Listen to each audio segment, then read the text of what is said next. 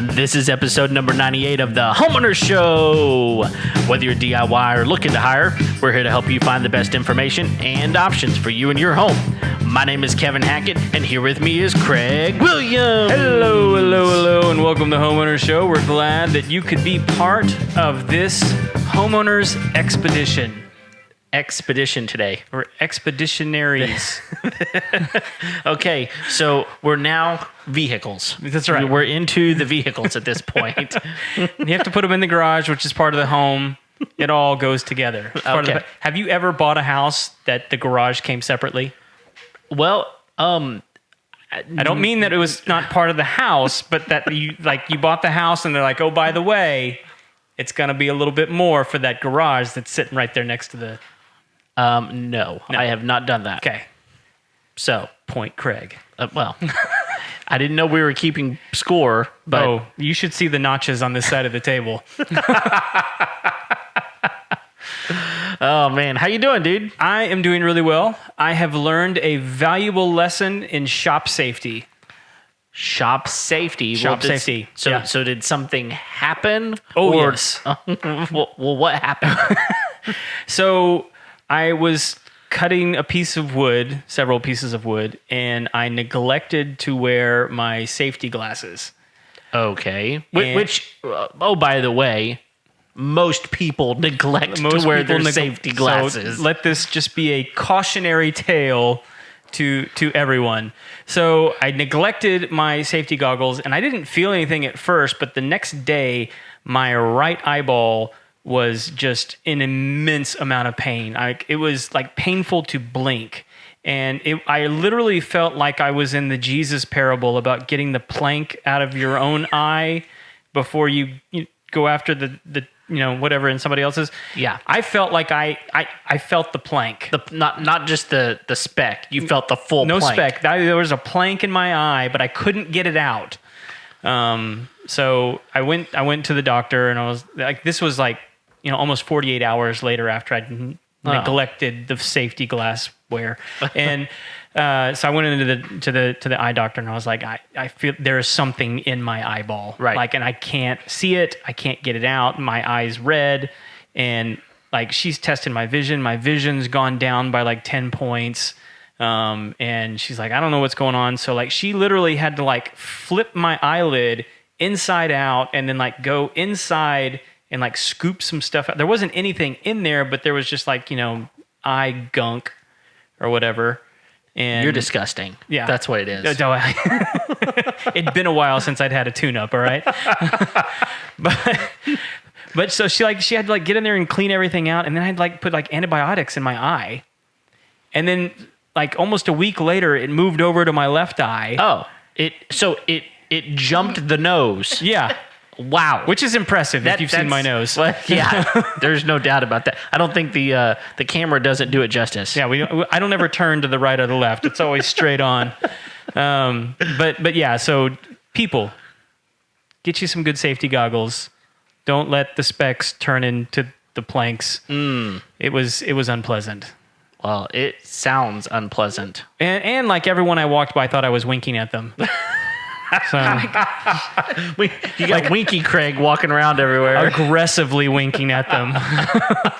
Is that Quasimodo, or is he actually winking at me? I think he doesn't think I saw him winking at me. Wow. So yeah, well, it was a bad couple of days. It sounds like it was a bad couple of days. You have the worst experiences with things swelling up on your face. On my face. Yeah. It's whatever it is, it's going to attack the moneymaker. Yeah. For sure. So definitely. Yeah. Wow. Cover your face, people. Man, I don't know. So were you woodworking? I mean, what were you doing? Were you working outside? What was happening? I think I was actually cutting the ceiling for this room. Oh. The beadboard. I think I was cutting the bead. This room would be the nemesis. It would be. It absolutely would be. Yeah. So, but yeah, man, we've got some cool stuff coming up. We're going to be doing some standalone content just for the YouTube channel. In fact, I've got this lovely what do you call this? Brad nailer. Yeah. Is that in the shot? It is now. Yep. So we actually just did a review of this bad boy. Cool new Ryobi tool that we actually used in this room. We did a nice review on that. We're going to do some cross-platform battery competitions. We're going to be doing some little tidbits for you over on the YouTube channel. So if you want to see those extra bits, you're going to have to go to the YouTube channel and subscribe and hit the bell to make sure you don't miss any of that kind of stuff, because Kevin's making sure that all that premieres so that you guys get those notifications to know when they're coming up. Also, if you just want to watch the video of the show rather than just experience the audio, which, let's just be honest, has been impeccable. Well, yeah, I mean, there is this to work with, this whole face thing. It's really, if you just want to see what my mustache has been doing recently, which I don't even know what it's been doing. My wife will tell you what it's been doing, and she doesn't like it very much. But she's just glad you guys don't live near the railroad tracks. That's the. She said one of these days you're gonna have to shave that thing off, and people are gonna think you're a child. I was like, oh, so it makes me look that much older. Maybe I'll keep it. That's the only thing that's been holding them back, honestly. Yeah, exactly. But to your point, we have definitely been upping our YouTube game, and if you want to subscribe to our YouTube channel, which you should, there's a link directly below in the show notes. You click on that, and it will immediately ask you if you want to subscribe to our channel. It's super easy. Go ahead and get that done. Yeah, and follow us whatever platform you want to jump on. Yeah, Kevin's still on some goofy one. I don't know what it is anymore. What are you listening? Pocket Cast. I still use it, man. They're great. So they're absolutely great. If you need a good app, use Pocket Cast. Yeah, or if you just want to be a lemming like Kevin, whatever works for you. Whatever works. You need your flock. Yeah, flock of pocket casters. Honestly, I really don't care what you use as long as you subscribe to the show. Can you subscribe on Pocket Cast? Yeah. Is that how that works? Yeah. Okay. Well, I mean, it's just a platform. It's just an app that you can import apps into. Import podcast into. So it's just like using Apple Podcast, only you're using Pocket Cast. It just has some different features that you can do. Like you can change the intro time, and you can speed it up, slow it down. There's all kinds of things you can do. So pretty much like every other podcast app. Yeah, only this one's different. So, yeah. All right, we'll find that difference one of these days. Yeah. All right. So, but we have a really cool episode for you guys tonight. We have brought my friend Michelle into the studio, and we've been. I'm trying to remember how long ago it was that we met. It was almost like 6 months ago that we met, and we've been talking about doing this episode for a while. And her friend Tanya finally bullied her into it, and got her in here. Thanks, Tanya. And so we're going to be talking all things real estate with a little twist, which I think you guys will find really interesting, and just be in general. I mean, like right now, COVID, pandemic, worldwide catastrophe. Kanye's running for president, y'all. I mean, it's just weird out there. Things are literally off the rails right now. Crazy. And the number of people that, and we're not making a political statement here, just the number of people that I have seen that are going, I'm voting for Kanye. Yeah. Without hearing a single word out of the man's mouth other than the album that he dropped recently. Yeah. Which is pretty fantastic, by the way. It absolutely is. So I'm going to give him that. But the number of people supporting the guy just out of the blocks, like he might be a front runner right now. Like, you never know. Day one, Elon Musk. You have Elon Musk on your team, right? I don't know what Elon sees, but it's crazy. So anyway, it's nuts out there, and around here, I don't know how it is in your town, but the real estate market's going nuts. It is. So we're going to be talking about all that. So I mean, let's just go ahead and. Michelle, let's just pull this Band-Aid off. Yeah, rip it off. There's something special about you, and what is that? Well, I'm deaf. You're deaf. I'm deaf. I'm a deaf realtor. In fact, I think I'm the only deaf realtor in Houston. Yeah. I've never met another one. Yeah, I haven't either. So there's another one in Austin. He's really awesome, and he's kind of like a mentor for me. I mean, when I first broke out, I connected with him. His name's Tom Anderson. He's pretty cool. And shout out to Tom. Yeah, shout out to Tom. This better be captioned so Tom knows I gave him a shout out. So anyway, yeah, I'm the only one here in Houston that I know of, and if there's another one, I'd love to meet them. Yeah, and I want to circle back around to that, but I imagine there's people listening to this going, okay, she just said that she's deaf. How is it that we're communicating? Because Kevin and I can't sign. No. No, No, I saw the can't. sign once, but then Ace of Base. Anyway, sorry. That was okay. Sorry. Would y'all talk for a minute? Yeah, please? we'll do that. I didn't want to know what signs you guys know. Could be throwing gang signs and the little things you learn in the play yard. I'm pretty much limited to road rage. That's the Oh, God. Yeah. I know those signs, by the way. Okay, so I am deaf, and I know a lot of people, even my deaf friends, are going to be like, how is she deaf? And okay, let me just preface this and say, in the deaf world, a lot of my friends say she's hard of hearing. Mm-hmm. It's really hard for me to, like, I identify as being deaf, but a lot of my deaf friends will be like, she's hard of hearing. Because, the reason I do so well is because I have cochlear implants. Okay. And I got those when, about 11 years ago, I got one, and about 6 years ago, I got the other one. Mm-hmm. Might be off on the other one. I only wear that one about once a year. If I go to a concert, Okay. if I go see George Strait, if I see Garth, I'll break out the second one. All right. Yes. If I'm with here, I'll break them out, but a lot of times I just wear one because that's enough. So 11 years ago is when you could start actually hearing things. Well, no, that's Okay, because that's why you're saying your deaf friends say that you're hard of yes. hearing. Okay. Okay. Well, I'll say that you're gonna have to edit this part, right? What's going on? It's just hot in here. Oh, it's hot? Yeah. Okay, Turn I'll that turn it air down. conditioner down. Go ahead, Michelle. Sorry. Sorry, Because I'm- you guys are in here. I'm over here sweating, and I'm like, there's a little button that'll turn the air conditioner down. So let's go ahead and use that. I thing. got it. Go ahead, Michelle. Sorry. Okay. all right. I'll say this. I lost my hearing when I was about 3 years old. Okay. And so it's been progressive over the years. And then I was always so concerned that I was going to go deaf because I mostly grew up around hearing people. I grew up in Tennessee. It was a lot different back then. And my parents finally sent me to deaf camp in the summers. I was such a dork, but they would send me to deaf camp, and then I would get in all the sports, meet all these women, meet all these boys. I mean, it was pretty cool. So at some point, I decided that I was going to major in deaf ed, later special ed, and when I got in college, my audiologist said, "You're deaf," and I'm like, "I know." And so, I just embraced it. I learned a lot of sign language at camps, and I had deaf neighbors I learned from, and then I took classes in college. And at some point, I decided to enter deaf pageants and was Miss Deaf Tennessee at one point. And there's a whole bunch of stories there, but that was a fun time. And so that's what I did. I just got really involved with the deaf community in Tennessee, and then I moved to Texas and taught deaf ed here for a long time. Okay. But at some point, I was very oral because my mom was an English teacher, and she always had me in speech therapy, always had me reading. Reading was my strong suit, and with a lot of deaf people, it's the opposite. They're more talented with, like science and math.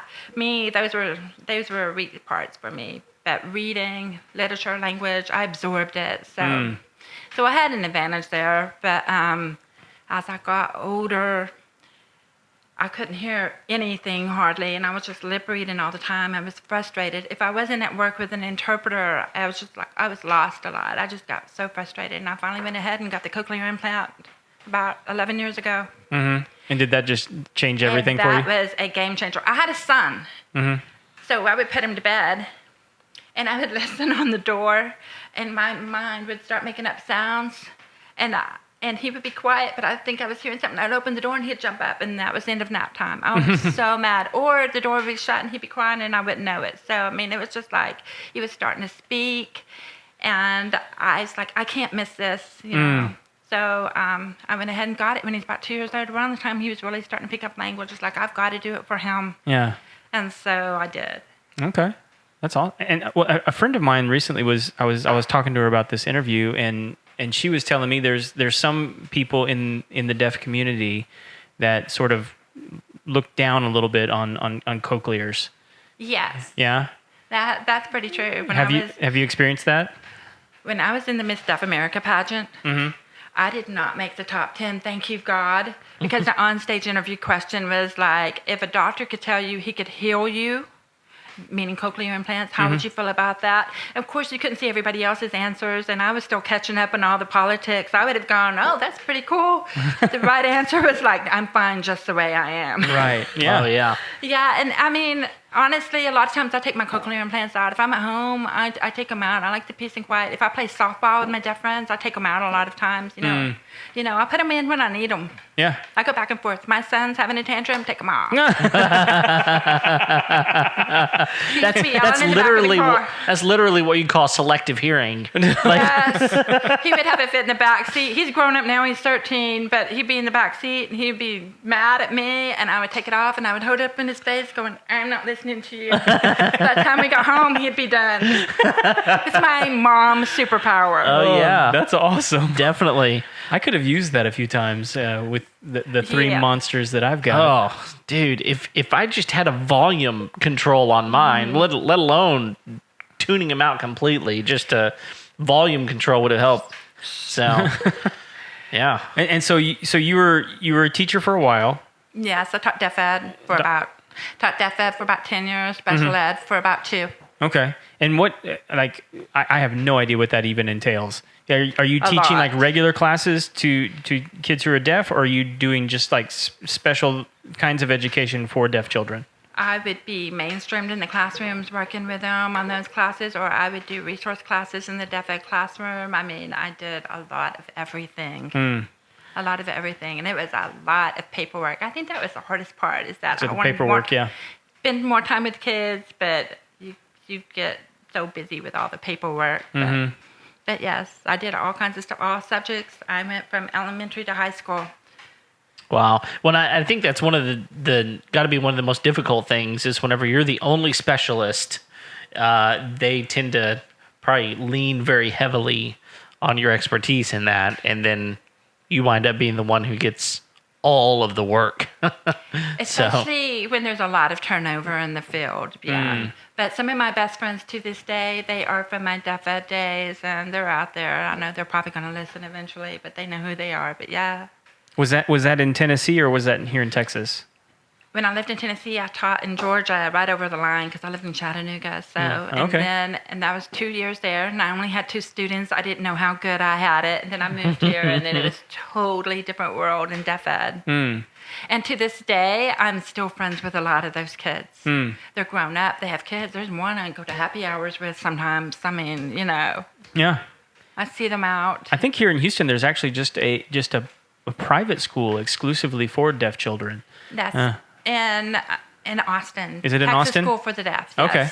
And oh man, they're very proud of it. Yeah. You graduated from TSD. There's a lot of pride there. Yeah. I went to a playoff game in the Woodlands when they were playing football team. TSD was up here and playing a private school in the Woodlands. They did good. It was like the second round of playoffs. Oh wow. Lots of deaf people there. Lots of my friends there. It was a lot of fun. That's awesome.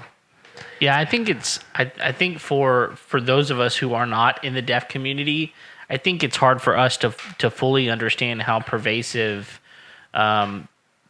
deafness winds up being, because I don't know what the reason is, but it's almost like we're just unaware because of one reason or the other. But depending on kind of what field you wind up being in and the circles that you wind up running in, I think it's hard to kind of understand some of that. Yeah, I mean, there's so many barriers out there. If you're deaf, there's a lot of barriers. I mean, to be understood, to, you know, just be productive member of society, there's a lot of barriers out there. Yeah, and I think that the barriers winds up being one of the things that is not just a barrier for the deaf community, but it's also a barrier for those of us who are hearing, right? Because we don't know how to communicate, and we rely on those of you who are deaf to read our lips. And I think the problem with that is some of us are a lot easier to read than others. And yes. and if you got tons of facial hair, that probably makes it even worse. My former father-in-law, I mean, I still consider him, I mean, he's awesome. I made him cut his mustache down for the wedding.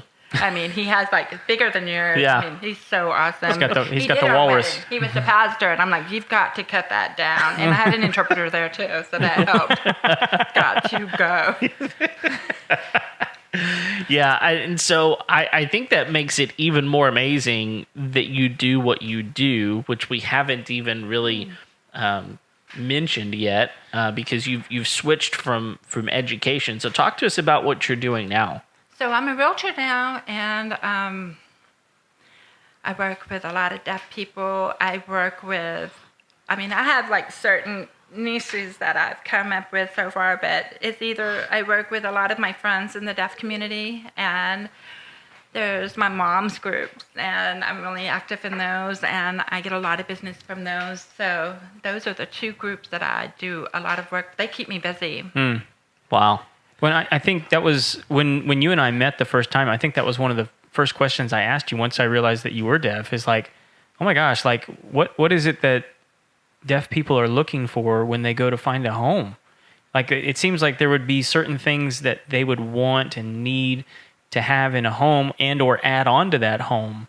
They want a very deaf-friendly home. Yeah. Which means what does that even mean? Because you say that to me, and I'm thinking, okay, like I understand like ADA type of things when it comes to like wheelchairs and mobility issues and things like that. But when it comes to deaf, like the only thing that I can think of is I know that there are certain hotels and even like college dorms and stuff like that have, instead of a doorbell that chimes, it flashes light. That's the only thing that I can think of. So what types of things make a house deaf friendly?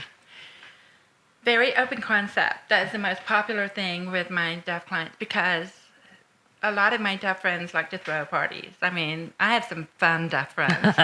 And we like to be able to see each other. You want to be able to wave from the kitchen over to the living room. Sure. And need lots of lights for that. And just open space, lights, windows, and open rooms. Okay. Walls are like barriers. Yeah. Walls are barriers because you can't see around those. And you don't want to be in the kitchen. It's all lonely. You're not listening to anybody. You want to be able to see everybody and be involved in everything. Okay. Yeah. That makes a lot of sense. I really want to know how many deaf parties get noise complaints. Actually, people seem to think that deaf people are very quiet and we're so loud. Well, I think there's a reason for that, isn't there? Yes, and we feel vibrations. And oh my gosh, I have this one friend, and he has this gigantic boom box. And every time my deaf friends are throwing a party, they're like calling him, and he tells me, I know why they're telling me come over. They want my boom box. And he comes over that thing, and it is jamming, and the pulse is going, and it's a lot of fun. Everybody's out there dancing, and oh yeah, we're loud people. That's awesome. That is so awesome. That makes me really happy, actually. I really want to like be a fly on the wall when the cop shows up to tell them to turn it down. Right. Right. We probably won't hear them at the door. Nobody's answering the door. You go tell them. I'm actually the admin for a Facebook group called ASL Cheers. Okay. American Sign Language Cheers. And what we do is like we haven't been able to do it in a while, but once a month we meet up like at a bar. Sometimes we make it family friendly, but usually we go out. We'll go to Whiskey River. We'll go to a sports bar. I mean, we go to District 249. And I'm one of those people, I like to be around a lot of people. I like to invite people to groups and stuff like that. So I've been working to grow that group since I got involved with it. And we have big parties. We have people show up once a month. It's so much fun. That's awesome. If anybody wants to join, they are totally welcome. ASL Cheers.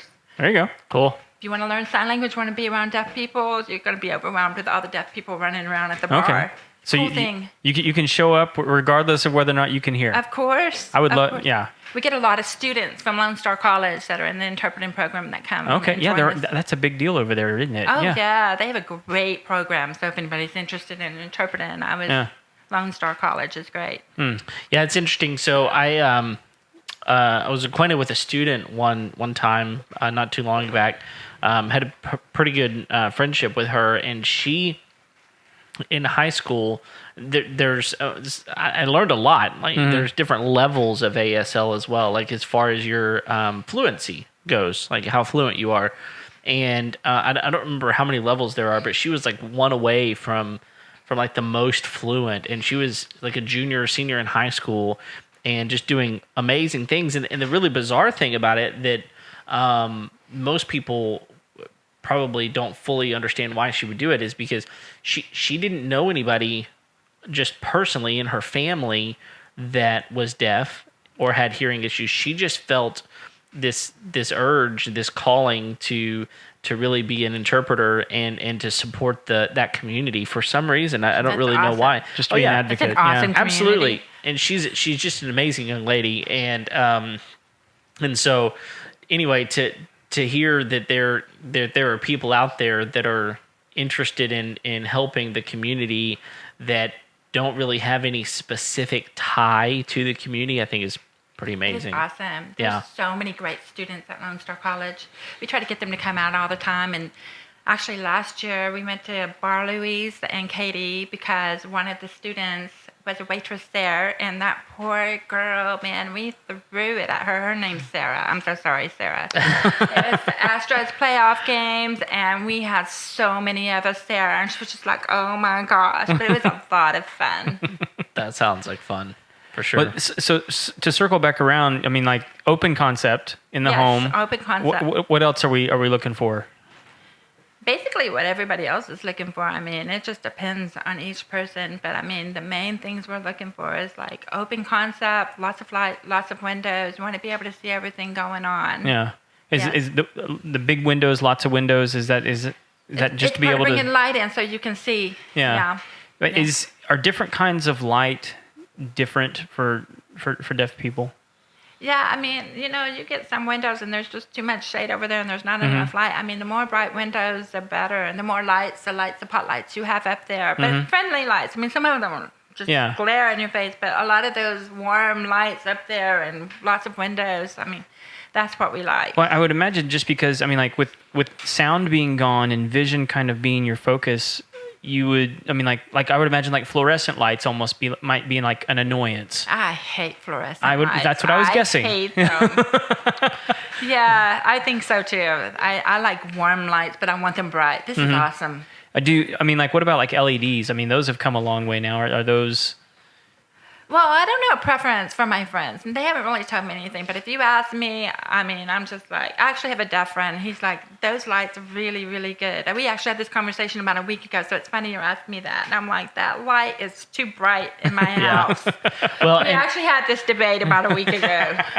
Well, and now, I mean, LEDs have come so far. I mean, to begin with, they were just so expensive, and they were problematic in some ways. But now, I mean, they've got different color tints to them, so you can get the warm white, the soft white, or the the bright ones. Yeah, the daytime ones. Yeah, and so depending on what kind of, like, we have some of the daylight ones in our bathroom just because be able to see while you're getting ready. But in the rest of the house, it's it's more the warm for us, just because it's a more pleasant feel for sure. Right. As long as they're bright enough, that's what's important. Yeah, and that's the other thing is like the lumen count on those things make a big difference on how bright they are, and you can still have a color that's appealing, but be brighter than other things for sure. Exactly. And one of the types of lighting that's real popular right now is the amber Edison bulbs. Yeah. And they're really, really popular. There's a ton of them in my house right now. Yeah, but we can go over there and check them out. Yeah, we could. One thing that I hear complaints about though is that a lot of them are 40 watts, and so they're just a very low powered bulb. Right. And mostly because if you're buying an amber bulb, I mean, you're wanting a kind of a softer, lower, intimate type of thing, but I can see that being a problem. Yeah, they're definitely not a reading light. Yeah. No. Yeah, they're more like ambiance kind of and for That look. Yeah. That would be too. Yeah. That would be too much like a bar light. Yeah. You want to be able to see in your house. Right. When Absolutely. you're at the bar, not so much. Yeah. But at your house, you know, you want to be able to see pretty good. Bars low and smoky. Okay, so here's another question. Okay. So, one of the things Craig and I are big into like technology and how technology improves or just changes some things that you can do with your house and in your house and those sorts of things. Are there any technology types of things that are available that help inside the home for people that are deaf? Oh, sure. Yeah. There are flashing fire alarms, and there are flashing doorbells, and there are video phones where people, I mean, there are companies now, Sorensen, Purple. And now can they bring them up on the TV, or is it like its own separate little device? Oh, man, there's so many options. There's TV, there's iPads, there's on your phone, there's on your laptop. Right now I have one that's really outdated, and my friends over at Purple are supposed to be sending me an iPad as soon as I finish filling out the rest of the information. My phone, you're this is good. my lender, Ted Talbot. I'm going to hang up on him. I'm sorry, Ted. I think I'm going to mute my phone. I'm so sorry, Ted. He deserved it. That's right. He should have known we were recording right now. Well, I actually called to ask him a few questions a while ago, and he didn't answer, so I guess he's calling me back now. Well, yeah. I just think that it's easy for certain technology companies to come in and say, "Oh, check out this latest and greatest thing," but a lot of those things don't necessarily translate to the deaf community. So I would think that there are probably some companies out there that would really want to hone in and specialize in some of these things. Because, you know, for example, we were in here before we started, and Craig needed the horses fed, so he just told Alexa He needed a what? he needed the horses fed. Oh, So, you told Alexa to feed the horses? well, he told Alexa. Really, he told his daughter through Alexa which is in another building in his house, and we're in the barn right now, and so he was able to do that. So I would think that there would hopefully eventually be some technology out there that would basically say, you're in a different room. Hey, I'm trying to get your attention to come in here. I can't really go in there right now. I need you to come in, because that's Turn why off the lights, Alexa. It's not working. Yeah, but I mean, because I can imagine that's why open concept is really, really helpful. Yes. Because if you don't see me, you can't hear me, Right. And I mean, this technology is great because, I mean, I talk to a lot of my clients all the time on video relay services that I have. So it's amazing. Last fall, there was a MATA Expo. That's what it's called, MATA Expo. And it was a big deaf expo. And there were so many companies there, deaf-based companies, all kinds of, sorry about that. Very good. All kinds of services and things like that there. And I was out there, hobnobbing, getting to know a lot of people. It's pretty cool. But yeah, they have a lot of deaf services out there. What's MATA for? What is that? I don't know. You don't know what it stands for? I don't know. But is it like a technology conference? Oh Is my that gosh, yes. It's Okay. Yeah, I thought you wanted to know the acronym, what it stood for. I actually don't know. No, Kevin can look that up. Yeah. Shut up, Kevin. Sure, I can do Yeah. a lot of things. But yeah, there was a lot of technology services there. Phone services, house services, all kinds of things like that there. Wow. And then me handing out candy. Was that here in Houston? It was in Pasadena. Pasadena. Okay. Pasadena. That's pretty much Houston. Yeah. Pretty cool. Handed out a lot of candy, try to get people to let me be their realtor. You want some candy? It was a lot of fun. Luring children. That's the. Ted Talbot went with me too. It was pretty cool. We had two interpreting students from Lone Star College come out there and interpret for him all day long. Cool. That's great. He's done a lot of my clients, and he's learned how to use relay services too. Huh. So okay, so if you're here in person and you want to call a deaf person, you can call their phone number, and an interpreter is going to answer, is going to call that deaf person, and they're going to be on the screen signing for them. Wow. It's pretty cool. That Yeah. is. Before I got my cochlear implant, I was totally dependent on it. I wanted to order a pizza, I called my interpreter and was like, I need a pizza, you know. But I could speak for myself. I would do the voice carryover option, which means I would talk to whoever I was talking to, but I would have to see the interpreter to know what the other person was saying. Yeah. Yeah. So as far as that goes, like, I would assume video calling is something you rely pretty heavily on sometimes as well. Does that work well for you? Yes, and I'm on the go all the time. I'm Yeah. working all the time these days. It's just busy out there. And I have Facebook Messenger. I actually use that more than anything. It's up there. I'm calling my friends like all the time. I'm calling my clients all the time if they're deaf. You know, I mean. Actually, I call my hearing friends and I make them look at me and talk to me sometimes. I just like to look at people. Yeah. Well, Yeah. I would imagine, I mean, just text messaging in general really transformed things for the deaf community. It does. I mean, it was a game changer. We used to have those little T-Mobile, what are those things called that you popped out? The razor phones or the sidekicks. Okay, yeah, they had the keyboard. Those things came out. I mean, I had a deaf friend. We were walking in Memorial Park, and she had just gotten hers, and I didn't have one. And I'm like kind of jealous. Like, what is that thing there? We walked 3 miles, and she was on the phone, or no, on her sidekick the whole time texting. I'm like, this is not fun. But she was talking to people. She was talking to everybody but me. Her thumbs were just going the whole way. Yeah. No, I can see how that's challenging, and one of the things that I love about what you do in helping those in the deaf community find a home is you talked about barriers. I can imagine that it's so difficult for someone with a hearing deficiency to find a realtor that understands the situation. I mean,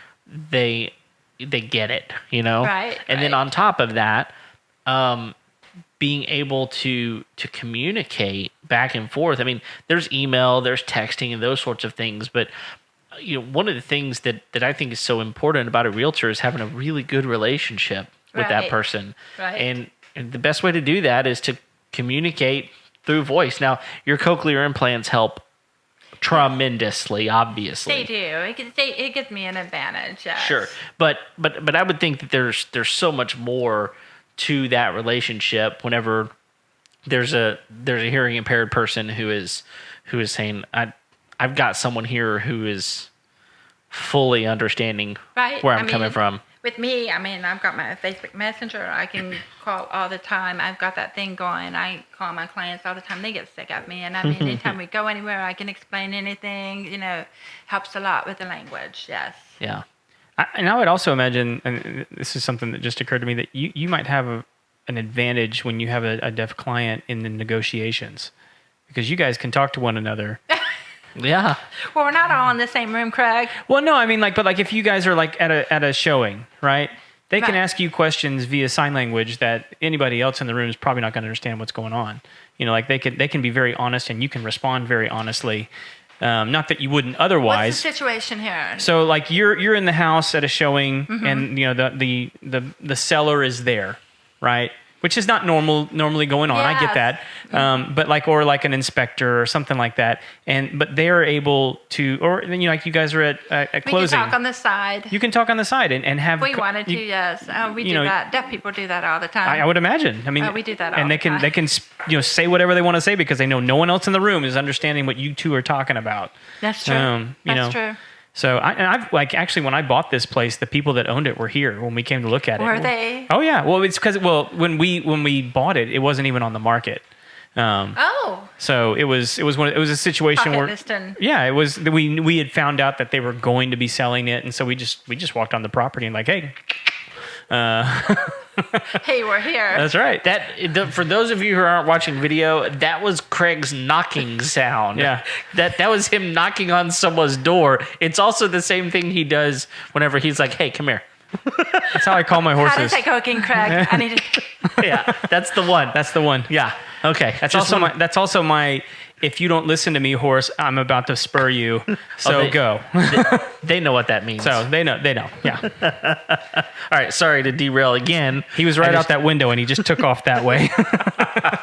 Way out in left field. Fighting your horse right now. I don't spur the horses, people. It was a Yeah. joke. Yeah. All right. I'm kind to them Yeah. most of the time. Well, and one of them's old enough that it might really damage. He doesn't know what's going on anyway. That's right. Oh man. So here's a question. So I think that it is so difficult for some of us to fully understand. So what is one of the things that why would a client, other than just sheer understanding, what are some things that you offer as a deaf person to someone who is also deaf looking for a home? What is something that you would say, I have a definite advantage as a realtor for you? Right. I mean, just knowing ASL. I mean, it's just like if you only spoke Spanish and you had a Spanish-speaking realtor, I mean, there's your advantage right there. I mean, I just make sure that everything goes easy peasy. I bring my teacher days with me. You know, I like to break things down and explain things really well to people, and that's what you get with me. I mean, I was a special ed teacher as well as a deaf ed teacher. I know how to break things down. If someone doesn't understand something, I'm going to go over it again and again until they get it. I have a lot of patience most of the time. Don't ask my 13-year-old, but most of the time. And just so I know, American Sign Language, ASL, that's what that is? ASL. Okay. ASL. Yeah. Okay. And that is the most common worldwide sign language, correct? ASL? In America, it is the number one sign language. Okay. Yes. Yeah. Okay. And I mean, there's like British Sign Language, there's a French, Okay. there's all kinds of sign language. There's many, just like, there's actually many sign languages here in America, but the primary one that the deaf community uses is ASL. Okay. Very visual language. So are the other ones in the United States, are they just sort of like, almost like dialects, or are they just... They're almost like visual English. Okay. And yes, it's like word for word. Okay. You know, like this, that. I mean, you don't actually picture it. It's just like a sign for each word. And they might even add the word into it, like running, ing. I mean, we don't really do this ing thing, you know. Oh, okay. So, but ASL is very visual. It's got its own semantics and everything, its own grammar. Yes, it's very visual. I mean, if you sit down and watch deaf people sign, I mean, there's something like amazing going on. Oh, there. yeah. It It is amazing. It's very visual. Yeah, no doubt. I mean, I have sat in multiple situations where there was a signer interpreting for a group of people, and every once in a while, I try to just kind of look over. I know there's a little bit of a delay, right? Trying to figure out. Okay, I heard what was said. I'm trying to watch what was done. No, I got nothing. But you know, sometimes I get lost. If I go to church and I sit there, a lot of times I sit over where the deaf people are and where the interpreter is. I mean, that's where I feel at home. Sure. But with my cochlear implants and, you know, the sound systems have gotten amazing over the years. Right. And so I'm like hearing the pastor here, and then we're like, you know, 10 seconds behind here, and I have to turn the sound off That makes sense. to focus on the interpreter in church. Yeah. Wow. Which that's actually probably where most people have engaged with sign language, is if they go to church, because most churches are pretty good about having, you know, someone there to interpret if they need to have somebody there. Right. I know that's where I first encountered it as a kid, realizing what was going on. You know, like, hey mom, why is that other person up there? Right. There's a fully deaf church in Houston. Really? Even Deaf Baptist Church. It's part of Houston First Baptist. Oh, okay, that makes sense. Yes, I mean, everybody pretty much is deaf there. I mean, there's a lot of hearing kids, CODAs, children of deaf adults. There's a lot of those there. And the pastor, he's pretty cool. He's hearing, but his signing is flawless. I think he comes from a deaf family. Yeah. Wow. That's amazing. I'd never heard that term before, coda. I hadn't either. Coda, soda, What's Siblings? spouse. spouse? Spouse, but you know, sibling would work too. I need to go double check that. Could be both. Interesting.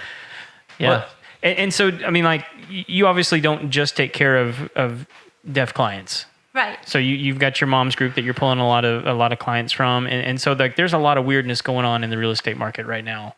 What are some of the things that you're seeing that people need to be paying attention to? And there we'll take a break. You put her on the spot. I put her on the spot. Yeah, she That's doesn't where do you're going both. to pull the snippets out and you're going to put me on there. This is a little snippet with Michelle. Oh my gosh, like Tanya and her swing. Okay, weirdness going on out there. All right. Are we ready? Yeah, We're ready. You're cutting out the I previous can part. cut out whatever you want. promise? Sure. Actually, I see a lot of COVID paperwork you have to fill out before you go in a house to reassure people that you don't have COVID, and your clients have to sign it too. And a lot of times when you walk in houses, they will have hand sanitizer there, and they might have shoe covers there. And if people live there, they're going to have all kinds of things set out for you to make sure that you don't leave anything behind. Yeah, Yes.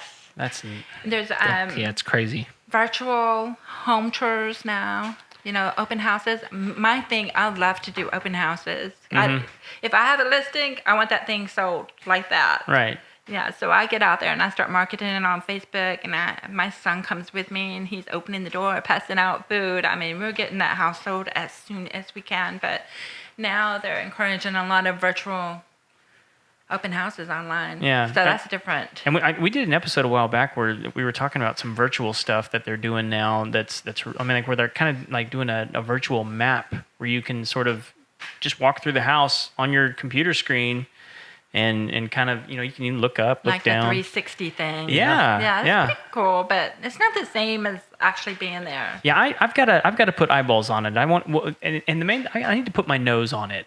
I mean, because houses Up against the wall, right? there could be like some weird cat smells in that house, and I need to know. Oh, yeah. yes.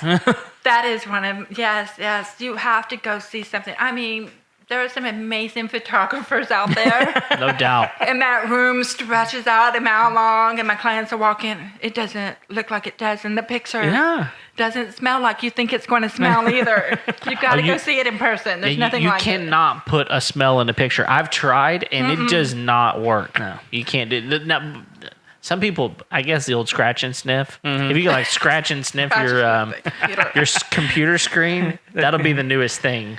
Apple's got something to work on there. Well, and I've heard that there are some companies working on it. Smell-o-vision. No, that doesn't make sense, does it? Well, and a lot of it is oddly enough coming from Disney, because they have some of those rides where like they pump smells into the room, and so like there's some people out there doing some multimedia stuff that they're talking about how to incorporate smells into their programming. Oh gosh, we're gonna start like having to input like essential oils into our computers so that it can like blast a smell at us. Here's some cinnamon, Kevin. Right.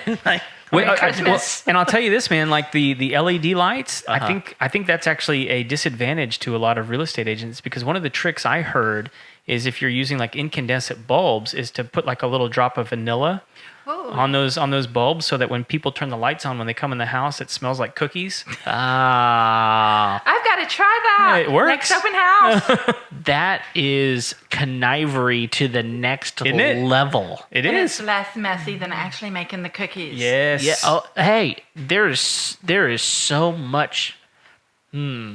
These are incandescent bulbs in here, Craig. Like No, these are LEDs. All Oh, of they them. are? Yeah. Well, we can switch that out. Yeah, we can switch them out, but like I just want some cookies now. wait, I got the heat lamp for the wintertime for the dogs outside. So Hey, we can put a couple drops of vanilla on okay, that. I'm fine with that. It'll smell way better than the dogs.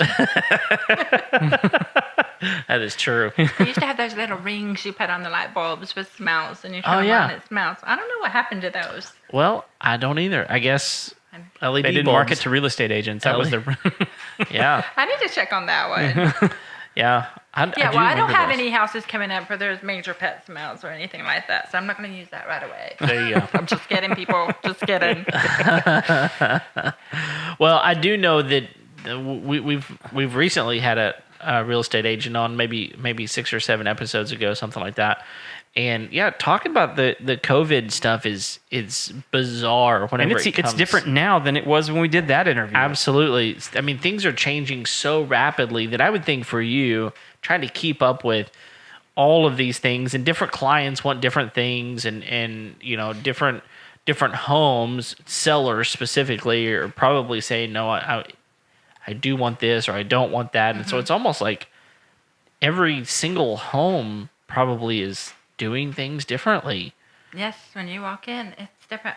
If it's an empty house, I don't see so much. But if you're walking in where someone lives, you can tell they're taking precautions. I mean, people want to get their house sold, but at the same time, they don't want to get sick. So Right. Yeah. No, I get it. I think it's a weird line to have to walk. the whole thing is weird. The whole world is weird right now. I miss the world. Yeah, I miss the world. I miss the world. But you know what? The crazy thing is, nothing has slowed down for me since COVID. If anything, it's fired up. Wow. I mean, I'm just so busy. It's nonstop right now. Wow. Well, and It is. I'm just taking a shot in the dark here, but I'm guessing houses that are empty might actually move faster, because it seems like people would feel more safe walking into an empty home than they would one that's occupied. They'd be more interested in going and look at one that doesn't have somebody currently living in it right now. I mean, just the psychology of that, of like, there could be someone living in this house that could infect me, or there's people coming into my house that could potentially infect me. I would imagine there's some of that going on. That's where my brain would go. I'm not totally seeing that. If they love the house, if someone lives there, they just want them to move out so they can get it. Yeah. I mean, the market is crazy right now. I mean, there's so many people getting refinanced, which I know you know, Yep. and interest rates are super low. What are you seeing on those right now? I mean, I have 3% and lower even. If you Yeah. have really good credit, 2.75. I have seen that. Call Ted Talbot. No, that's all I can say. Call Ted Talbot. You can get 2.75 with amazing credit. is the one where you saw 275, was that a 30-year note, or was it 30-year note. wow. Client Yeah, that's impressive. with great credit. Yes, that was last week. That's And incredible. then when he pulled that, he said that he saw it possibly going lower, but don't quote me on that. Well, I'm live on air, so I guess you are going to quote me on that. So Well, you'd have to check with him. just so everyone You gave knows, the caveat that Yeah, like, you know, yeah. I'm exactly. seeing 3% and around 3%. everybody a little bit gets above. everybody gets different. I mean, there's so many That's- variables. Yeah, that's stellar. And then I'm seeing 3% hovering around there, maybe a little bit more for really Yeah. good credit too. So Yeah, I mean, we just refinanced to a 15-year note, and we got just below 3. that's awesome. Yeah, no, it was fantastic, and that's why we did it. That's Yeah. awesome.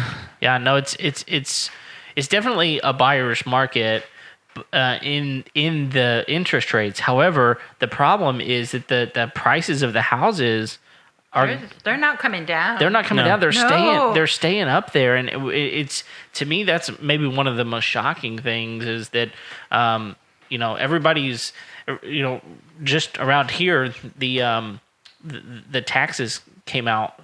How one of my real estate taxes came out, yeah. and people are just like, oh my goodness, my house is so expensive, and I'm gonna fight this, and it's like, good luck, because they're looking at the numbers, and the numbers are showing that your house is Voting. worth that much. I'm sorry that you don't want your house to be worth more. I don't really know what the problem is here, other than you don't want to pay the taxes, obviously. There is a suit going on right now, and I don't know where the status of it is right over that, because of the amount that they went up. Yeah. And I think it was just sort of a perfect storm situation where the new taxes came out, and then COVID hit, and everyone was like, "Really? You're going to do this to us in the middle of a pandemic?" And it was like Right. they did it long before that, Sure. but it just happened to hit at that time. at that yeah. time. So there's a big lawsuit right now working its way through the courts. I don't know the status of it. I'll have to look it up and report back. But Yeah. I don't. But I know it's happening. Interesting. I believe it. Yeah, it's amazing to me. It's like it's this weird deal of, I can get the best deal ever as far as coming up with a great interest rate, but I'm going to pay a good chunk more for a home. It's kind of this weird catch-22. It's like you can't ever find low home rate, low interest rate and low home prices. You're not going to find both of those. But you know what? I'm seeing that people are getting these low interest rates, and then when they find out what their monthly mortgage is, even if the house is still staying stable, they're not. A lot of people are like, the house is going to drop down with COVID. No.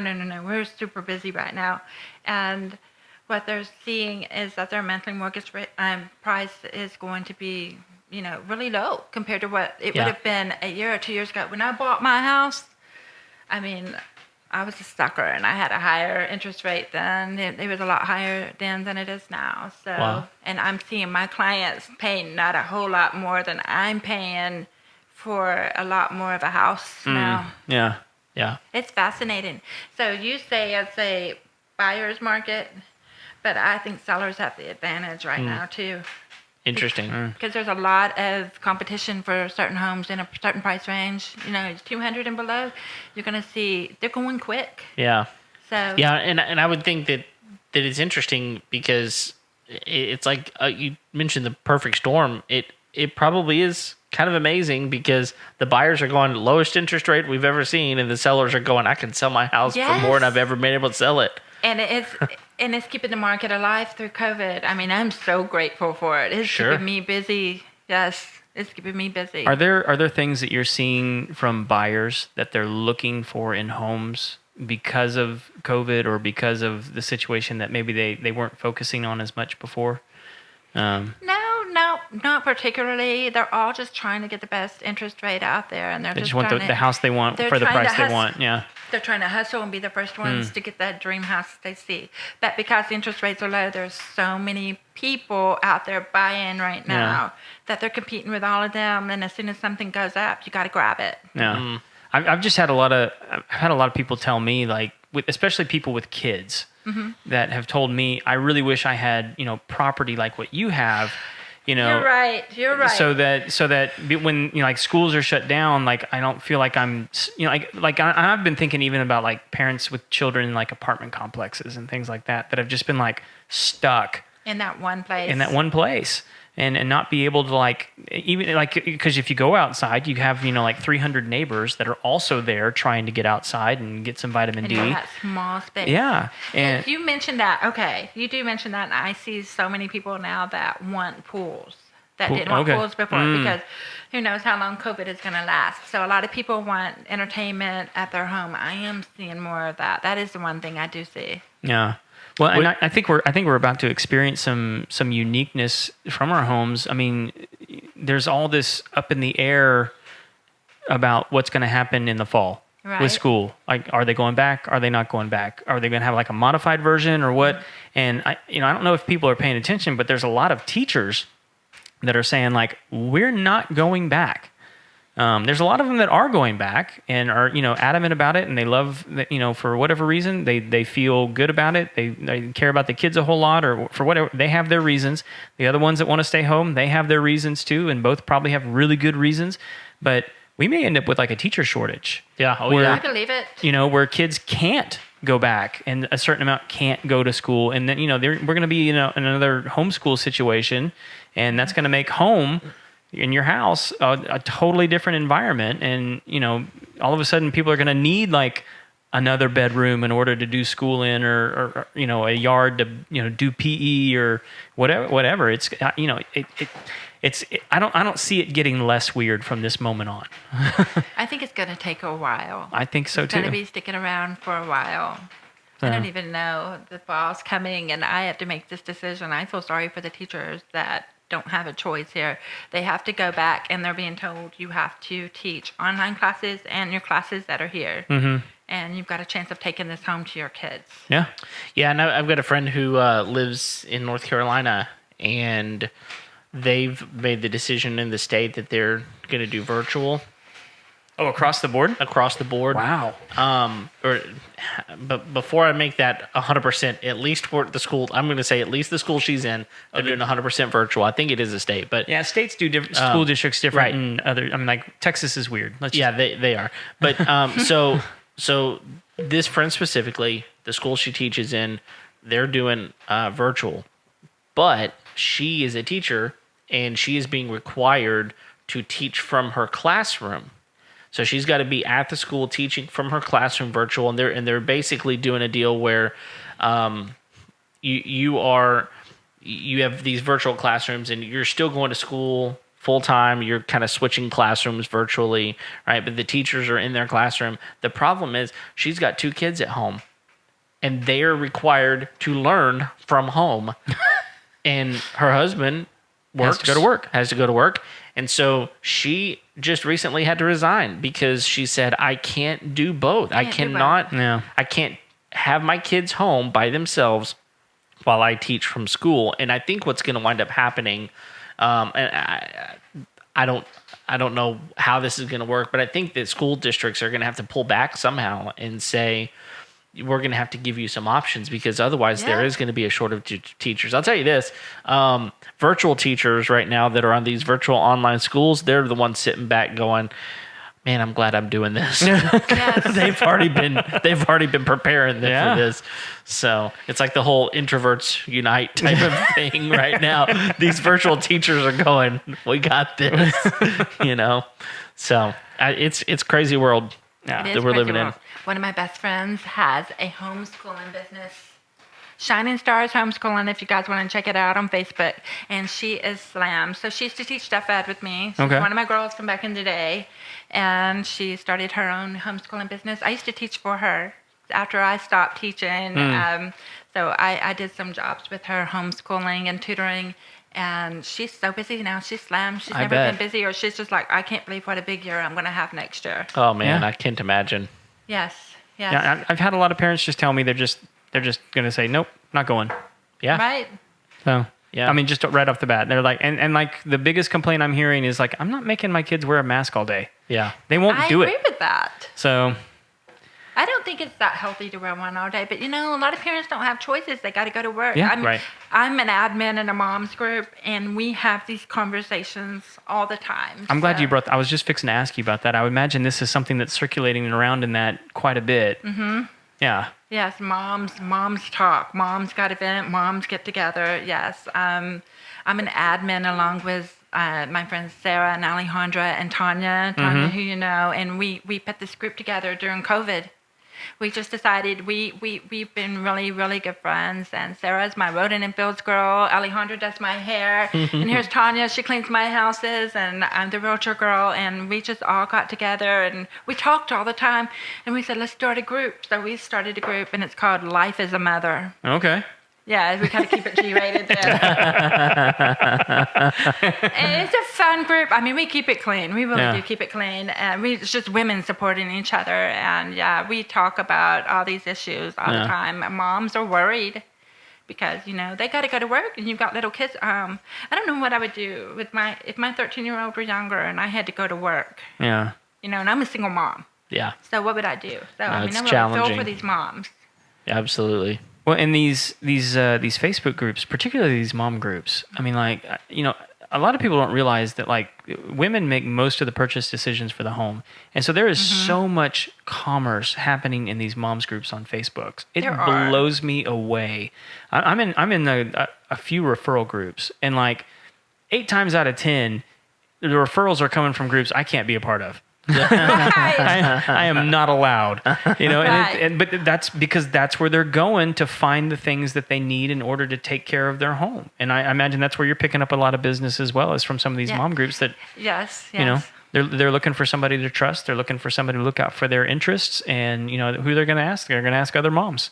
Who have you used? Yes, and then when you start working with some moms, and other moms can tell other moms, I worked with her, she was great, or I worked with her, no. But no, they don't say that about me. No. I hope they don't say that about me. But no, we all support each other. We support each other's businesses in there. We have certain days that we promote each other, but most of the time we just talk about what's going on in the world, and we get to know each other. Yeah, they're powerful platforms. I mean, really, for whatever interest you have. I mean, like, if you want to, like, LARP from Knight Rider or something, I don't know. I mean, like, you can find a group that does that probably in your area, and there'll be a thriving group on Facebook for it. But like these moms groups, these local groups in particular, I mean, there's so many just for like. There's one of my customers. He kept sending me new customers, and they were all on his street. And I was like, what's going on, man? He goes, dude, we have our own Facebook group for the street. Oh, wow. And I was like, you've got to be kidding me. Yeah. He says, no, dude, it's awesome. That's how we communicate with one another. We refer business for each other. We see somebody out in somebody else's house. We take a picture and post it on the group. So like, hey, what, is this supposed to be here? And all this kind of stuff. And it's like, and I think there's like maybe 20 houses on that street. And that's how they take care of one another. Wow. So I mean, like they're powerful tools. So it's good that you guys, I mean, obviously started one to, It's been great. I mean, it's just grown. We're like at the last I checked, we were like at 1,200 members. Oh, that's awesome. Just since maybe April, March. I'm not sure exactly when, but right when COVID was, we were staying home. We started this group, and it was just a great place to go and go talk to people. You get out of it what you put into it. Yeah. I mean, I'll be up at night sometimes talking to people at 2 a.m. in the morning. If I'm awake and somebody needs to talk, I'm there, Nice. So. That's where business happens. Yeah. I mean, like sometimes it's at 2 a.m. So, I had like 3 nurses as clients last year. So what time of the night do you think I was talking to people? Oh my gosh. I would wake up 3 o'clock in the morning, go to the bathroom. I'd be like, okay, she's on a break now. It's time to talk. She's found some houses. Yes. That's right. Is that how a lot of your clients are doing it now? They're just sending you links to pieces that they found online, or what tools are they using? Oh, they come to me and they tell me what they want. Then I find Then it you for go find them. it for them? I set them up. I set up searches for them. And I mean, I like to get in there. And sometimes with some clients, they have a lot of different wishes.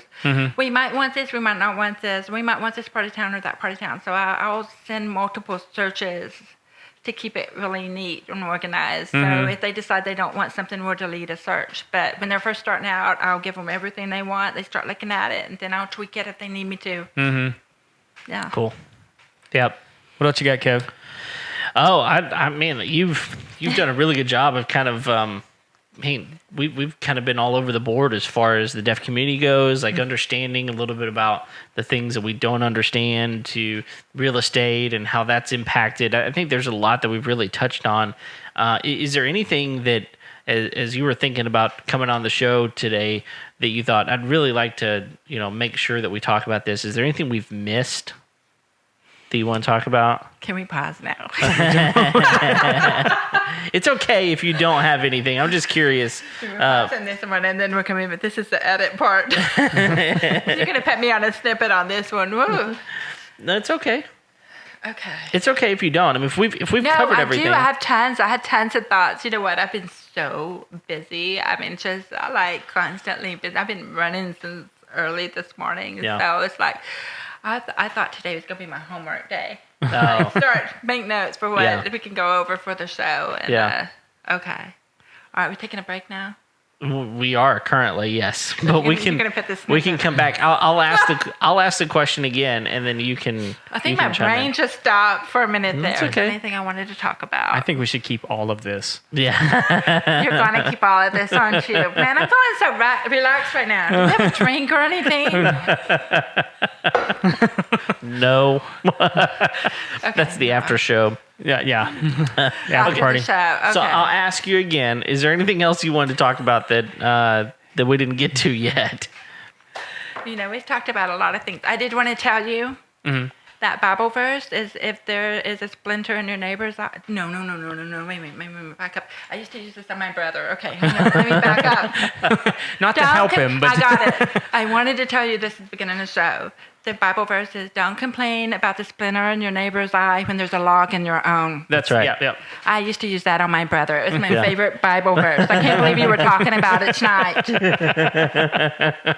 It's a very timely verse. I used to use that against him all the time. It didn't really work. My brother's a youth minister, by the way. He went to Liberty University, yes.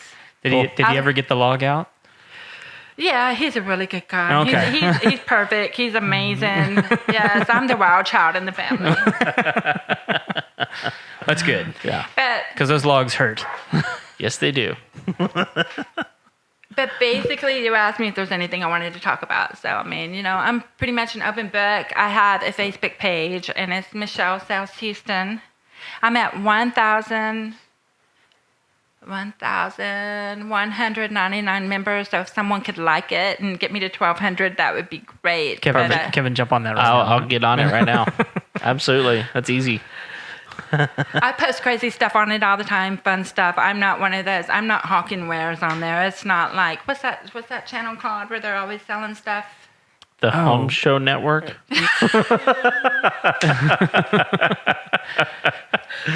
Isn't that the one? The Home Show Network? What is it? It's the one where The Q, the something. The only thing I remember about it is the famous episode where the guy fell off the ladder he was trying to sell. It was like one of those. And he's like laying there on the floor, and the crew doesn't know what to do with him. And he's like, yeah.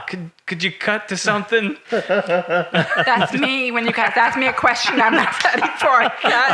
Cat, I know you're going to put it up later. It's going to be Tanya and her swing. It's going to be my version.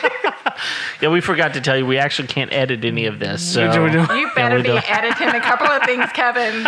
To be clear, we didn't show any video of Tanya in a swing. We just put up a video of Tanya talking about a swing. Yeah, you're welcome, Tanya. Yeah. No, she is amazing. She is yeah. amazing. J&W Janitorial, they come clean my house. I get busy as a realtor. I'm a single mom. She comes out there. I mean, she sends her crews. They are all the sweetest people. All the reviews out there are true. They are amazing. Pretty much ever since that episode, she's been cleaning my house, and it's been spotless. Yeah, my wife has enjoyed me much more as a person since then. So, anything she can do. So is, miracle worker right there. Yeah, Tanya is more wonderful than most people realize. Then. Yeah, she's like the biggest cheerleader, biggest champion. She's the one that made me come here today, y'all. I was talking to her right before I came here. I'm in Conroe. Yay! I was just like, oh my goodness, I can't believe you're making me do this.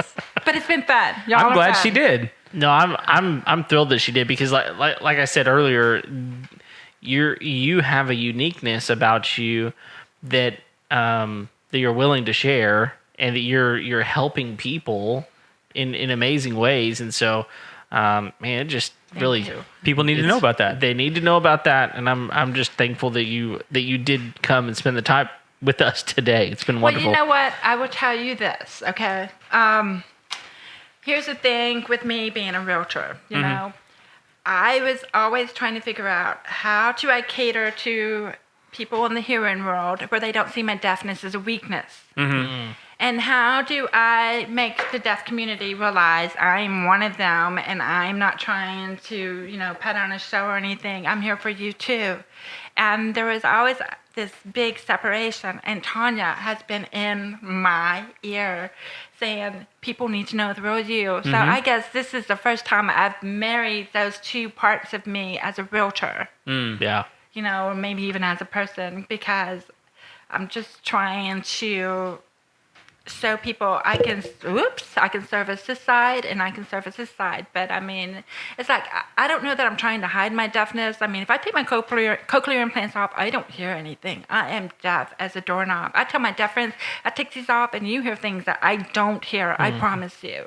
But then I put them on. I have some pretty decent hearing, and I'm talking on the cell phone now when I used to use an interpreter to order a pizza. So I'm able to help the hearing community. But if there's something I have a problem understanding, I'm getting to the point where I can say, okay, you want to text me that address? That might help me, Just send me that address. Make sure I don't misspell it. But that's probably the biggest thing about me is that this is who I am. I'm deaf. I have cochlear implants. Yes, I talk on the phone. Yes, I talk. But if I take them off, I'm deaf. I sign. I'm part of the deaf community.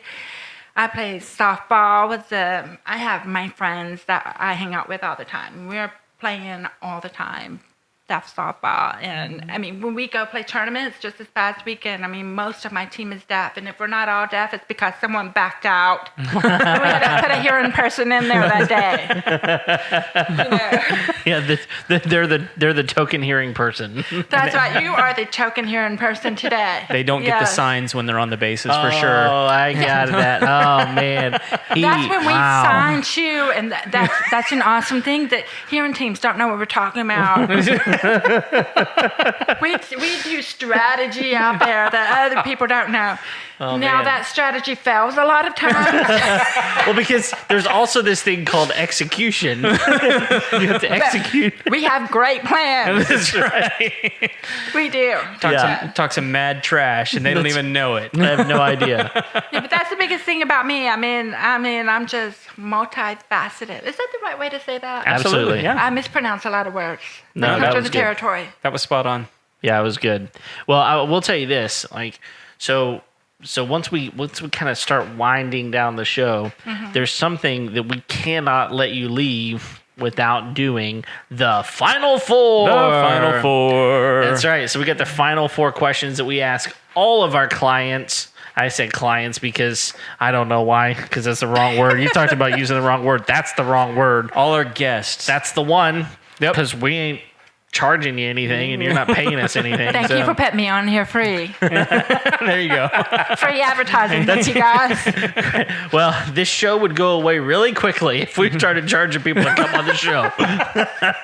So Well, anyway, I appreciate you. so yes, final four questions we ask all of our guests, and so you do not get away without doing that. So we're gonna start at the top. What is the must-have tool you will not leave your house without? Okay. Well, my phone especially, I know that comes up a lot because I have to talk to people constantly, but I have to have my processor, my cochlear implant processor. I'm not going to be able to talk to some of them. Yeah. No. Yes. That- see, and my keys. Half the time I've got my kid running around looking for my keys because I'm in our, whirlwind looking for everything. You got my glasses, processor, keys, and go. Yeah, no, I can imagine that if you don't have that so much, I mean, that's going to be one of the most unique things that we hear as far as a tool. That's got to be number one for you. I can imagine. Helen Keller, you're a realtor. Where's the glasses? Where's our cochlear implant?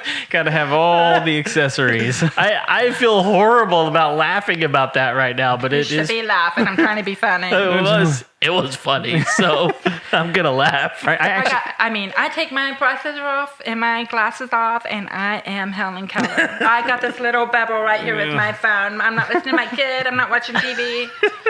So when you say processor, you're talking about the cochlears.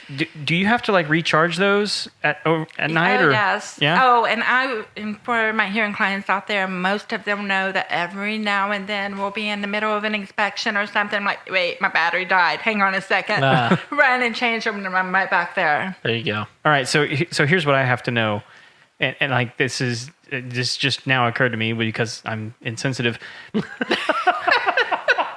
How do you? I mean, if you're deaf, how do you set an alarm to get up in the morning? Oh, you know the answer to this, don't you? I know. I don't. You really don't? I really don't. He's a lot dumber than people give him credit That is for. absolutely true. Okay, Craig. I have a vibrating alarm clock. Okay. Is it do you wear like a wearable one or? No, Oh, it it just goes vibrates under on the my table. mattress and it shakes my bed. Really? It vibrates. Oh. Like it shakes the whole bed? They have those in motels. That's a different tool, Kevin. Oh, okay. Sorry. Different. Okay, You've been to some shady hotels, man. I just got that. the same technology. My clock has different levels of vibration. It can be steady or it can be intermittent. Or, Okay. Cool. All right. I didn't know. Wow. Well, that's something we need to ask our friend William about whenever we get him on the show Yes. for mattresses. Yep. So definitely. And the clock. Okay, so the clock, you can put this little bed shaker underneath the bed, underneath the mattress, and you can also plug in a lamp. So you can have a flashing light and shake the bed. But shaking the bed wakes me up. I'm just like, Oh, yeah. Wake me I up. don't need the light too. Yeah, I would think that smartwatches could really help with that, though. Yeah, some of my friends use smartwatches and wake up with their vibrating Yeah. alarms on It that. Yeah. It wakes me up. Yeah. So I have a deaf dog. I didn't tell you all about my deaf dog. Really? that's Yes, she's my second deaf dog. Wow. I don't ever want anything but a deaf dog. They're so much fun. In fact, when I see a hearing dog, I start signing to them, and I'm like, oh wait, they can hear. But she's got all kinds of signs. She's so cool. Really? But she'll get on my bed, and that thing goes off, and she just ignores it. She just keeps on sleeping. Yes. What kind of dog is it? A Catahoula. Catahoula. Yeah, I love Catahoulas. they're awesome. Yeah, they're smart. Oh, and stubborn, and yeah, they're shady too. Most people don't understand that a stubborn dog is actually a sign of intelligence. Oh, she's yeah. smart. Yeah. She is smart. I love her. So- When I first got her, y'all, I saw her I saw her on Facebook in a rescue group, and I said, I'll take her. And she was in Tennessee, like me from Tennessee. So pallets and paws, 2 pallets, flew her all the way to Katy. And this whole group was following me to wait for her success story. Oh, wow. She was off the streets. Oh, wow. awesome. She ate the kitchen door. Ugh. Oh, gosh. She ate my processor, Oh. a really expensive processor. Oh, my goodness. And she ate a hearing aid. She ate my glasses. She ate something like, I think she ate the toilet handle off. Oh, my gosh. God. And I had to sleep with her for about a month, separated from my cats, so she didn't kill them. And finally, she calmed down, and I've had her for several years now, and she's the best dog ever. I love her. My ex and I share custody of her. If I go out of town, he takes her with my son. Nice. Oh, wow. Yes. That's awesome. Yes, she's awesome. Okay. Well, we got to go to the second question, okay? So, what's a job you've walked away from? Now, if you remember, we discussed this. It could be a career if you wanted to. We were, original thought behind it was maybe there was something at your house you were working on. And he said, I got to call on the big guns. So, either way you want to take it, what's a job you walked away from? Deaf ed. Okay. Yes, I did. I did. What was it that caused you to finally walk away from that? I mean, my heart's still in it. I'm not against going back at some point, maybe. I have lifetime certification in deaf ed. So Okay. I fell under the grandfather clause. I was that last year when I got that certification. I've got think- lifetime certification. I think but- any school would be hard-pressed to see that you're unqualified. No doubt.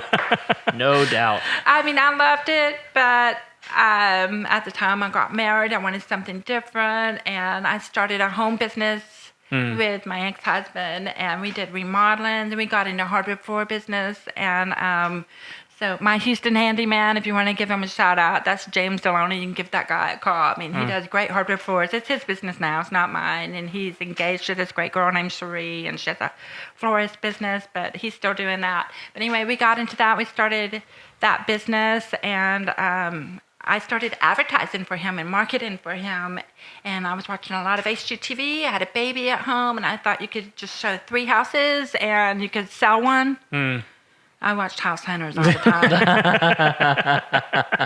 Y'all know that most of the time they've already bought the house. I found that out later. It's Yeah. like finding out Santa's not real. Yeah. But anyway, What? so I mean, Wait, what? You didn't know Santa? that? What? Nobody told you? Oh, crap. No, but I mean, I fell in love with that, and I actually went to school at HCC and took real estate classes. You might be surprised to know I almost have a real estate degree, an associate degree, but I took a break for a while, and by the time I finally went into real estate, after we separated, and I decided I've got to get into this now. It wasn't just going to be about our family business anymore. I needed to do something on my own, so. Yeah. I took the test and everything, and I'm like, okay, I need to get my hours transferred over from UTC in Chattanooga, and so it all got screwed up, and then they required one more class for me to have that degree. So I really want to go get it, even though it means absolutely nothing, but a 2-year degree in real estate. one Nobody class. ever picks you out as a realtor because you got a 2-year degree in real estate, but I almost have one. I need one more class. There you There you go. go. Get Yeah. it done. For sure. Awesome. All right. Third question. How do you wind down at the end of a long day? Is my son home or is my son not home? Ugh. Oh, yeah. Either one. Or Which both. one winds you down more? Yeah. Well, actually, I get more tired if my son is home. No, he's just a little hurricane. No, he's awesome. At the end of a long day, we eat dinner and clean up and everything, and then we just want to veg out on the sofa. And we pick out a TV show that we watch, and sometimes they've been a little too grown up. Yeah. He picks them out. He picked out The Office, and I have never watched that. And I mean, it's been popular for years. And, Oh, yeah. And next thing I know, we're going through one season after another, and I have to talk over all of the racy parts. The innuendos and the, yeah. Yes, he picks up on everything. He thinks the whole show is hysterical. He puts a blanket over his head, and I talk through it. But now we're on Outer Banks now, and that one's awesome. But Is it good? it's amazing. We Yeah? just finished it. It is amazing, and that cliffhanger is like, oh. Is that the one about treasure hunting? Yes. Oh, okay. Yeah, Y'all have to watch that. All The right. sad thing is they've stopped filming a lot of things because of COVID. So now we're going to be waiting 5 years, and these 16-year-olds are going to be 30 with a beard or something. I don't know. But Not that there's anything wrong with that. Now that, yeah. So, well, I mean, so your son's 13? Yes. He's So 13. have y'all watched Lock and Key? No. That's a good one. Is it? Yes. Okay. If we you need like- a new one now. If you like kind of like supernaturally adventure, He loves that mystery stuff. kind of stuff. We watched Stranger Things and we love that one. So yeah, if you like Stranger Things, you'll love Lock and Key. Okay. Yeah, he asked me today, what show we're going to start watching now? I'm like, I don't know. Do that one. Okay. I'm that one's wondering next. about this treasure show. Like, have they already found the treasure? Is it like House Hunters where they've already bought the house? They've already found the treasure. They're It's just like going back. $400 million in gold, man. Everybody's looking for it. And there's guns and kids fleeing from the law and it's crazy stuff. Kids being framed by really powerful people. Sounds like Dukes of Hazzard. Oh yeah. Yeah. Yeah, good old Actually, Boss it's a Hog lot out like there. it. My son says it's like a grown-up version of Scooby-Doo. Oh yeah. Where are you? Okay. Yes. All right. Fourth question. Okay, what is it? What is one of the best pieces of wisdom or advice you've ever received? I forgot to think about this one. You're not putting this one on the air, are you? Oh, of course. Yeah, no, it has to this go is- on. What did I tell you earlier? I was going to say. Oh, you blamed it on Tanya, but Yeah, I've been talking about Tanya too much. She's already going to be like, this is about you. yeah, just I mean, I mean, what you told me before the show was come on the homeowner show. That was, Okay. oh, she's got it now. Okay. okay, you got it. I'm going to see how this all pans out when it comes out, the video and everything comes out from this. Hopefully I look okay. And, you look beautiful. Do you like my earrings, guys? I love them. Yeah. Well, I really can love see the one on your, what is that, your left ear? This one. Yep. I love these. But anyway, coming on this show, Tanya told me to come on this show, so here I am. She pushed me, and like you said, she bullied me into coming on this show, and I'm really happy it's almost over. Well, It's been this a is blast just hanging out with you guys, though. You guys are so funny. well, this is Thank just you. part one. Just so you Dude, know, we got another hour to do. It's yeah, this is We gonna do. no. it's gonna Got be more a while. questions? Yeah. No, we're gonna take a break and we're gonna come back for the next part. Yeah. I'm just kidding. I will tell you though, Craig does this to every person. Yep. He has a secret question that he asks. The fifth everyone. question of the final four, which is the secret question that everyone fears and loathes. Yes. It's You really were giving me flashbacks to pageants. that. Oh, the on-stage interview questions were the worst. What you got for me? If you are comparing me to a pageant interviewer, madam, There's a lot of things Craig is. Someone invited to a pageant is No. not one of them. I have never been so insulted. They have the Kardashians judging those things. I mean, I'm sure he could do it. That's good. That's good. Just gonna ask my question. All right, do it. If people want to get a hold of you, how do they find you? 832-880. What's my phone number? You want me to look it up for you? She called me earlier. Oh, this is the best. This is the best. I quit. Y'all, if you're not on video, you should be because her face is literally as red as. This is fantastic, y'all. All right, here's what we're gonna do. I'm gonna look up your. Gonna blackmail me with now. Are you looking at my phone number? Yeah. 832-880-1838. There it is. And find me on Facebook at Michelle South Houston. All right. And if Wonderful. people want to join the moms group or the other Mom's group is Life as a Mother. uh-huh. And if you want to come out and have a fun night out with a bunch of crazy deaf people, it's ASL Cheers. ASL Cheers. Yes. All right. And we're gonna link all that up in the show notes. So, don't worry, it's gonna be right below where Be you can clear just as look day. at it. Yeah, it's gonna be in text, so you don't have to worry about it anymore. Yes. We'll get you linked up. Well, listen, it has been a blast for us. It's been a lot of fun. We've laughed more on this episode than we've laughed in a long time. And Accusations have been made. Phone numbers have been forgotten. That's right. And Don't ask me my birthday. See, you call me a pageant boy. That's you're starting to see Craig's real side. right. come It's going out. to get dark in here real quick. Oh God. Well, listen, Michelle, thank you so much for coming out and spending an evening with us. We sure do appreciate it. And I know that there's been a lot of things in your life that have not been probably super easy with not being able to hear, but man, it's amazing to see how you have just said, you know what, life's worth living, and you're an amazing person. So thank you for being you. And if you're needing a realtor, man, find her. I got you guys. I work Yeah. all over Houston, by the way. Okay, there you go. All over Houston. And one day the state of Texas. Hey, I was in Burnett last week with a client. Okay, I will do it, guys. Give me a call all right. or a text. Well, listen, it will be interesting because I know you've got a lot of people that need to hear this and won't be able to, unfortunately. However, we're going to figure it out. We're going to have closed captioning on Yes. this on YouTube. I'm So determined. hopefully we're going to figure out a way to make this happen. Yes. So yeah, thanks for coming.